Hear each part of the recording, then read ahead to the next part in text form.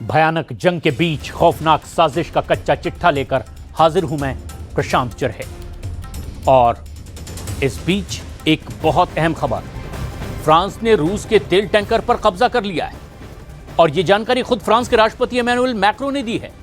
Macron ने बताया है कि भूमध्य सागर में फ्रांस ने नेवी का एक्शन शुरू कर दिया है और इस दौरान रूस के तेल टैंकर पर तलाशी अभियान भी चलाया जा रहा है। नेटो और यूक्रेन लगातार इल्जाम लगा रहे हैं कि रूस के तेल टैंकर खुफिया तौर पर ड्रोन अटैक को अंजाम दे रहे हैं और अब इसी को लेकर फ्रांस ने पुतिन को बड़ी टक्कर देने का फैसला भी कर लिया है। और यह एक बड़ा बदलाव इस पूरे घटनाक्रम में, ऐसे में जबकि फ्रांस ने रूस के तेल टैंकर पर कब्जा कर लिया है और यह एक तरह से सीधे चुनौती भी है, लेकिन यह जानकारी खुद उसकी तरफ से ही दी गई है। इधर अमेरिका ने अपने एटमी हथियारों को ईरान के बहुत करीब तैनात कर दिया है और इसमें 2 जंगी बेड़े भी हैं। उसमें तैनात F-35 जंगी जेट हैं, साथ में ईरान के करीब तैनात थार्ड जैसे मिसाइल डिफेंस सिस्टम भी शामिल हैं। और अमेरिका के हथियारों की तैनाती ऐसे वक्त में हुई है जब ईरान ने इराक पर भयानक हमले किए हैं और ईरान ने इराक के एरबिल में मिसाइलों की बौछार कर दी है, जिससे ISIS को टारगेट किया गया है।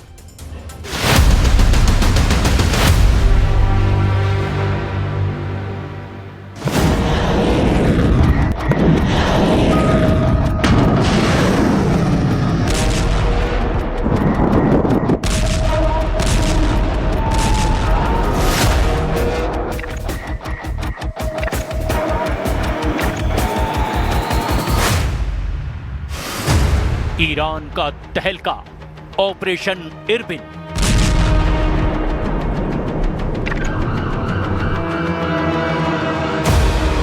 मोसाद बेस जला, अमेरिका तड़पने लगा।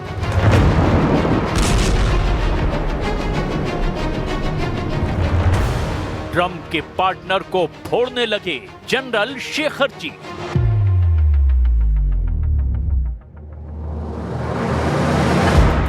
खामनेई अंडरग्राउंड, युद्ध का आखिरी राउंड।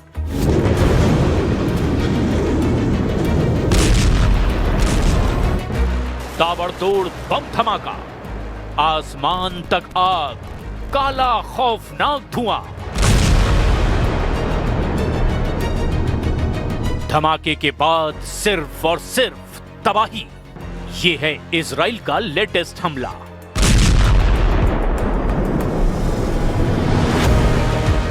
ईरान इसी तरह दहलने वाला है जैसे लेबनान में इजराइल हिजबुल्लाह को बेमौत मार रहा है। इजराइल उससे भयानक मौत ईरान के जनरलों को देने जा रहा है। इजराइल डिफेंस फोर्स ने ऐलान किया है कि अमेरिका हमले में देरी करता है तो फिर ईरान पर नेतन्याहू के जंगी जेटों से बमबारी शुरू होगी।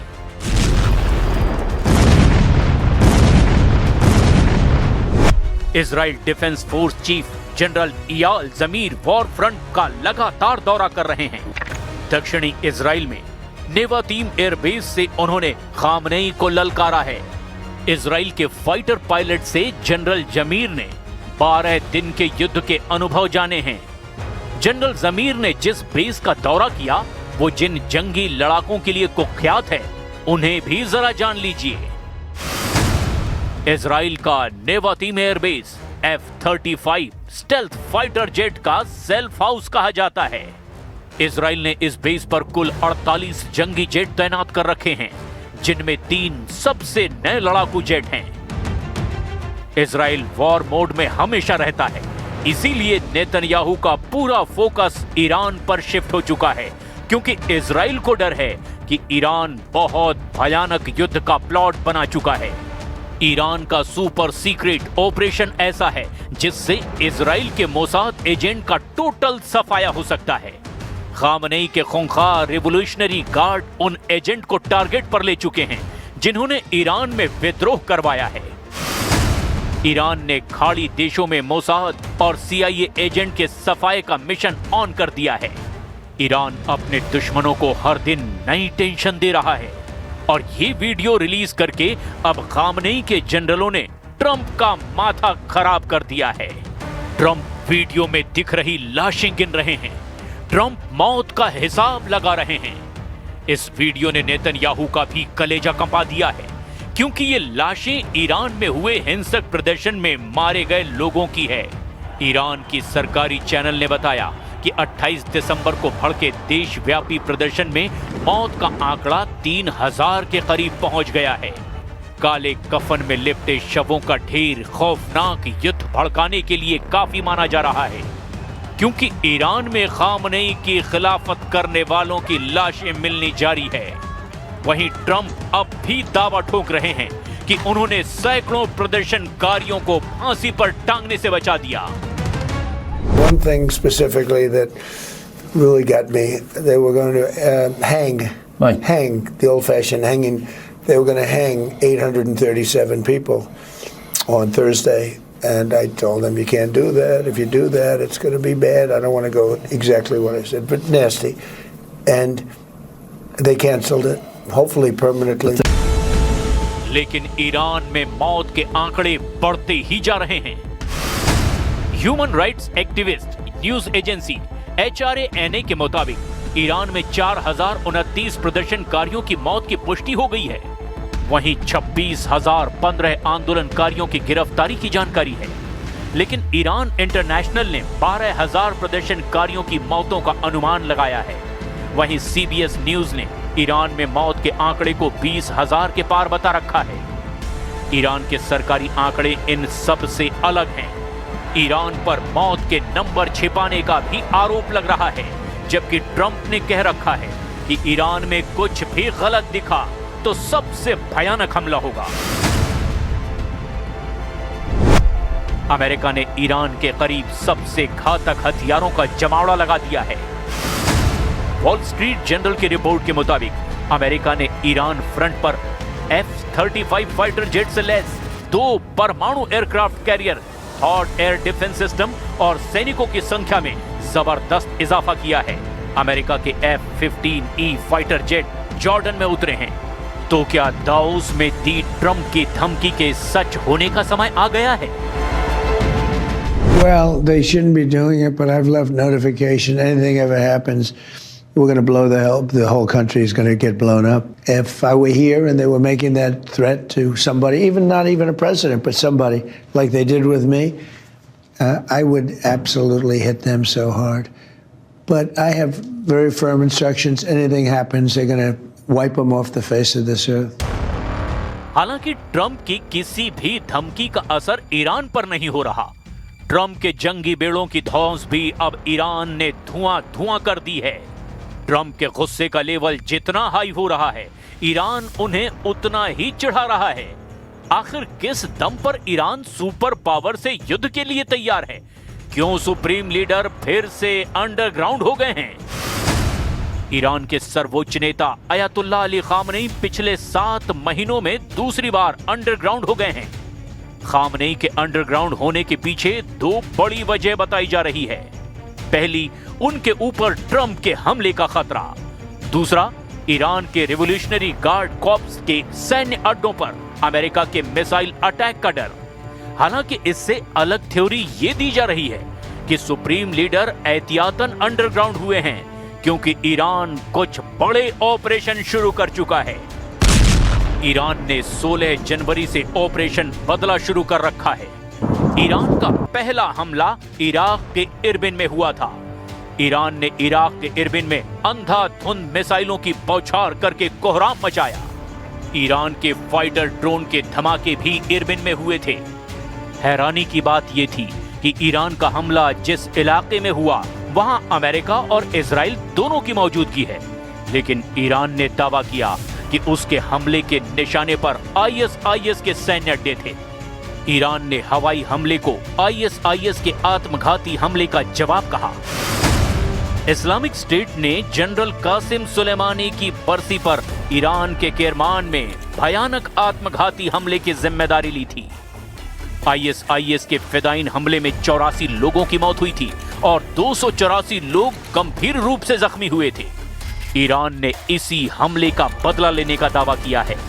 लेकिन इराक में बगदादी ब्रिगेड के बढ़ते आतंक को देखते हुए ही अब अमेरिका ने 2026 में 101वीं एयरबोर्न की तैनाती की। ईरान की मिसाइलें जिस इलाके में फटी वहां से बेहद करीब अमेरिका और इजराइल दोनों के अहम ठिकाने हैं। इरबिन में ईरान की बैलिस्टिक मिसाइलों के धमाके इतने भयानक थे कि उसकी गूंज कई किलोमीटर दूर तक सुनाई दी। इराक के इरबिल में अमेरिका का वाणिज्य दूतावास और उसके करीब इजराइल के खुफिया एजेंसी मोसाद का मुख्यालय है। ईरान के हवाई हमले की जानकारी मिलने के बाद अमेरिका भड़क गया है। अमेरिका के विदेश विभाग के प्रवक्ता मैथ्यू मिलर ने धमकी दी कि खामनेई को जल्द करारा जवाब दिया जाएगा, मगर अब ईरान ने आर पार का मूड बना लिया है, क्योंकि युद्ध ईरान की मजबूरी बन चुका है। सुपर पावर अमेरिका जिस तरह ईरान की घेराबंदी कर रहा है, इजराइल जिस तरह अपने जंगी लड़ाकों को वॉर जोन में भेजने लगा है, उससे ये सिग्नल मिल रहा है कि खाड़ी में बारूदी टकराव हर बार से ज्यादा विस्फोटक और विनाशकारी होने वाला है। क्योंकि ईरान इस बार अकेला नहीं, ईरान के साथ पुतिन की पावर है। प्रेसिडेंट पुतिन ने ट्रंप के बार बार रोकने के बाद भी ईरान से कारोबार जारी रखने का ऐलान किया है। रूस के विदेश मंत्री सर्गेई लावरोव ने साफ कहा कि ईरान और रूस का दोस्ताना चट्टान जैसा मजबूत है। Ну, мы же торгуем-то с вами, вы и мы. Как мы решим, так и будет торговля развиваться. У нас есть хорошие планы с Исламской Республикой Иран. Не только в торговле, но и в инвестиционной сфере. Атомная станция Бушер активно расширяется. Идет проработка важнейшего отрезка международного транспортного коридора Север-Юг между Россией, Азербайджаном и Ираном. पुतिन के पास ईरान को बैकअप देने के कई बहाने हैं, जिसमें सबसे बड़ी वजह यूक्रेन युद्ध में ईरान का साथ देना है।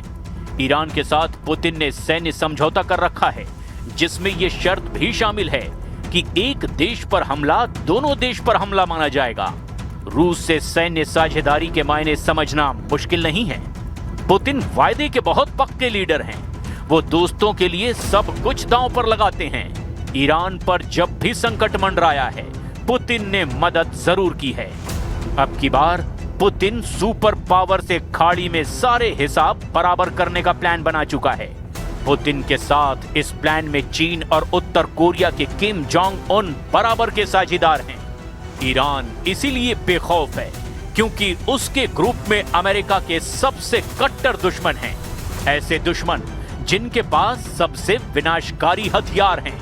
किम जोंग की मिसाइलें, पुतिन के जंगी जेट, चीन के हाईटेक हथियार। इन सब की काट अमेरिका के पास है तो ठीक, नहीं तो युद्ध में ईरान का पलड़ा भारी पड़ सकता है।